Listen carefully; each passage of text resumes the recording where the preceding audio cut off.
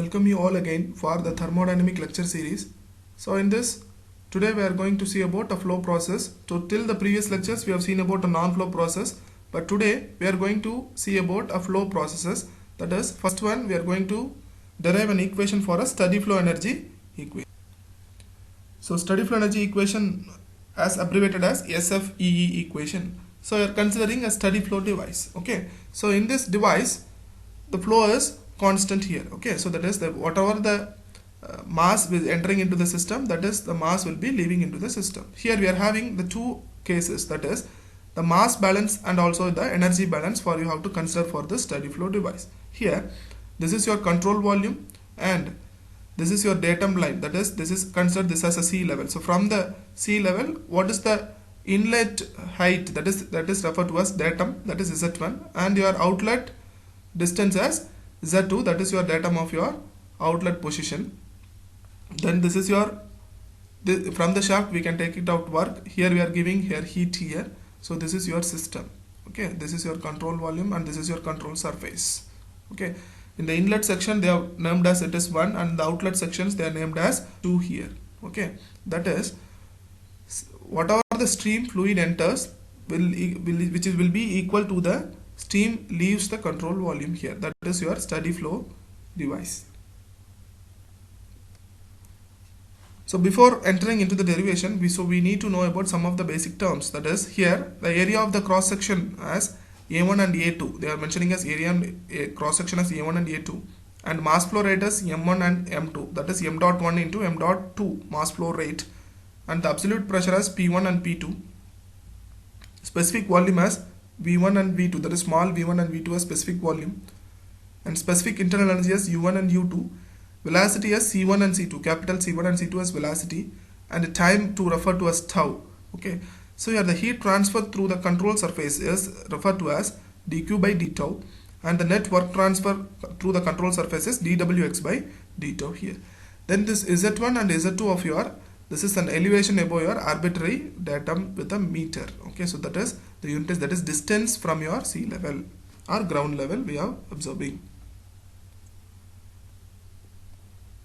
So first one, as I already told, we are going to solve the two types of equation here. First one is mass balance and second one is your energy balance. So first one we are going to consider a mass balance. Okay, so according to the law of conservation of mass, there is no accumulation of mass within the control volume. That is the mass which is entering, which is equal to the mass which is leaving out of the system. That is the mass flow rate of M1 is equal to M2 here. Okay, so we know that mass flow rate will be area into velocity divided by your specific volume for your compressible fluid here. Okay, so the compressible fluid can be expressed only in the terms of specific volume. Okay, so that can be, so the mass flow rate formula will be area into velocity divided by your specific volume. So this equation is known as continuity equation or equation of continuity. Okay, then energy balance. So before going into energy balance, so we should know about this 5 energies. That is what is potential energy, what is kinetic energy, and what is internal energy, and what is flow energy, and what is meant by heat energy. So the potential energy is the energy which is stored due to the distance which is from, that is the energy which is stored from your sea level. Okay, so that is the entry level and the exit level will be from the distance what we have measured from the sea level.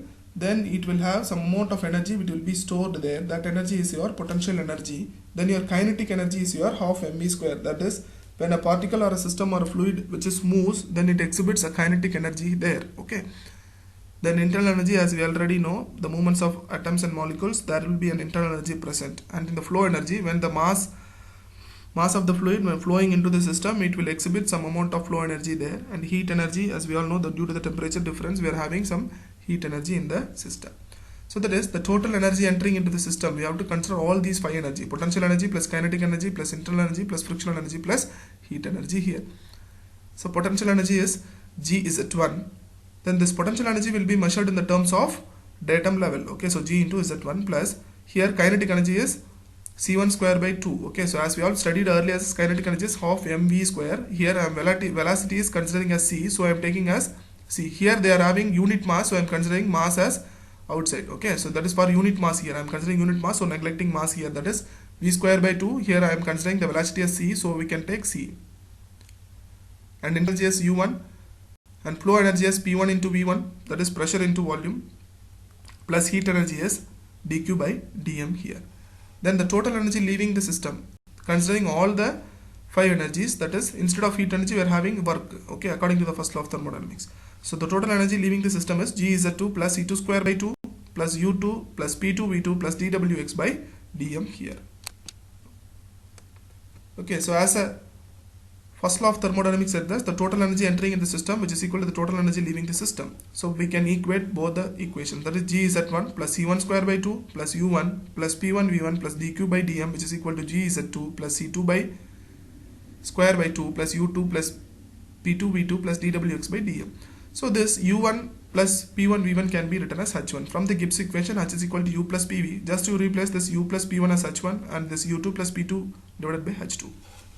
So for my convenience I am writing the h1 into front. You can write h1 plus e1 square by 2 plus g z1 plus dq by m, which is equal to h2 plus e2 square by 2 plus g z2 plus dwx by dm. So this is your steady flow energy. That is, so this equation will exist for the unit mass, that is the unit is joule per kilogram.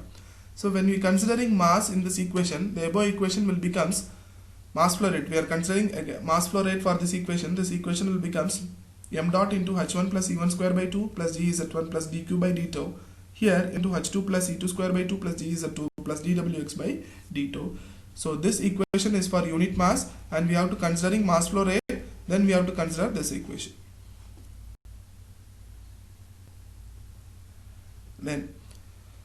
Then we are going to apply the steady flow energy equation for all the 10 engineering applications. So what are all the applications is water turbine, steam turbine or the gas turbine, centrifugal pump, centrifugal air compressor, reciprocating air compressors, boiler or steam generator, condenser, evaporator, steam nozzle and throttling device. So these are all the some of the engineering applications where we have used steady flow energy equations.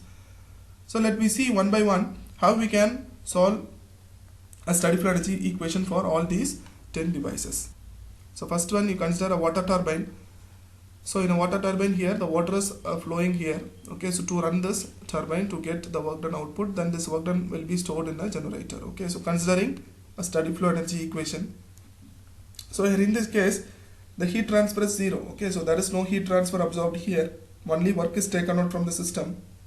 And also the internal energy, change in internal energy is 0 here. Okay, so there is no temperature difference.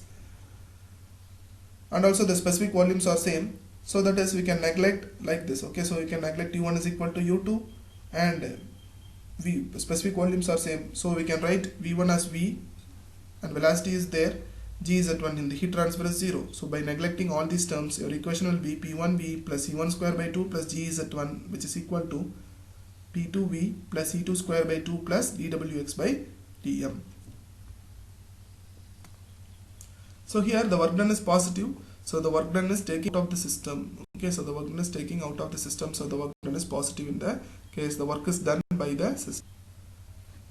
Then second one is your steam turbine or gas turbine. So in this, the turbine is fully insulated here. Okay, so here the turbine is fully insulated. So if we know it is insulated, there is no heat transfer in this case. So dq by dm is 0 and the datum levels are also equal. Okay, so we know the datum levels are equal. So z1 equal to z2 and the velocity is also equal here. So c1 is equal to c2. Then you apply the condition for all these cases. This is your steady flow energy equation. So velocities are equal and the datum levels are equal and there is no heat transfer. Neglect all these terms, they will get the work done as h1 minus h2, that is change in enthalpy here. Here the work done is also positive because here is also the work is done by the system. The work is taken out from the system. So here is also work done as positive in case of steam or gas turbine. The next one is your centrifugal pump. Here is also there is no change in temperature of the water. So internal energy is 0. That is, we can write U1 is equal to U2 here. Here the water is taken here and pumped to the higher level. Okay, but we are giving some work done here. Here we are supplying some work done. So this work done will be negative. We are supplying work done. So the case will be negative here. And the specific volumes are equal. And we are having the different datum levels. The initial, that is the taking out the datum level difference is here. So that is, we are having the inlet and the exit datums are different. So Z1 is not equal to Z2 here.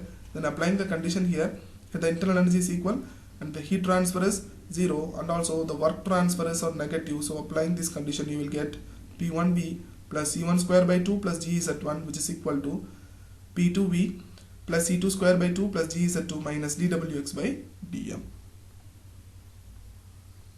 Here the work done case is negative. Here the work is done on the system. We are giving some work to do the pump by pumping the low level water to the high level one. Okay, so the work done is negative in this case. The next one is a centrifugal air compressor. Here is also, here the datum levels are equal. Okay, so here the datum levels are equal, but here the work is given to compress the air. When we compress the air will get heated, so that the heat is transferred from the outside of the system. When a heat is transferred to the surroundings, then it will be negative here. Okay, so that is, here the datum levels are equal, so we can neglect the datum levels. Then here the heat is transferred due to compression, so it is, the heat is liberated to the surroundings, so it is negative. And also we are giving some work done to the system to compress, so it is also negative. Here in this case, both heat transfer and work transfer is negative in this case, considering centrifugal air compressor.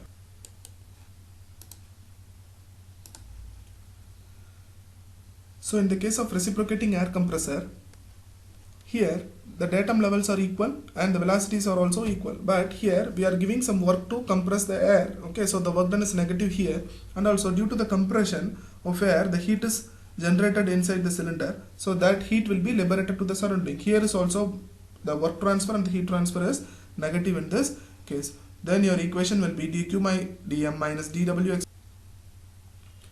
Then in the case of boiler or the steam generator, so what is the purpose of boiler? So the boiler is used to convert water into steam. Okay, so here the datum levels are equal and the velocities are also equal here. Okay, so there is here only the heat transfer will present, there is no work transfer in a boiler. Okay, so considering these three conditions, so apply these three conditions in a steady flow energy equation, you will get the velocity will be equal, and the datum levels are equal, and the work done is 0 in this case. Then the equation becomes h1 plus dq by dm, which is equal to h2.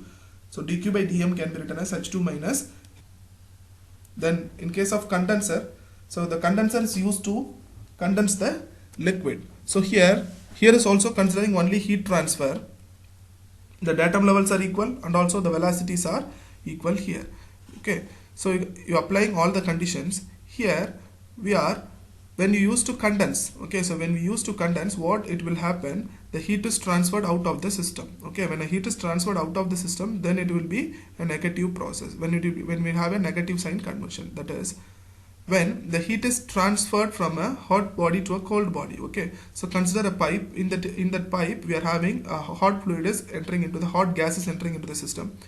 With this outer shell we are having the cold fluid, we are having circulate. Okay, so what happen when the gas, that hot gas will leaves the heat to your cold water, that is the heat is transferred out of the system, so it is negative, so it is minus dq by dm here. Okay, in case of condenser. But in case of evaporator is also same. Here is also considering only heat, but here the heat is the reverse manner of your condenser. Okay, that is the heat is given into the system. Okay, so it is a positive one. So dq is equal to dq by dm, which is equal to h2 minus h1 here. Here dq by dm is positive, so heat flows from the surroundings to the system, so we are giving inside. Okay, next one is your steam nozzle.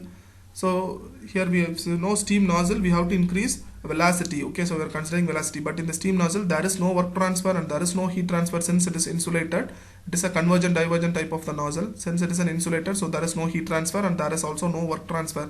The datum levels are equal, so Z1 equal to Z2. So applying all these conditions, what you can get, Z1 equal to Z2.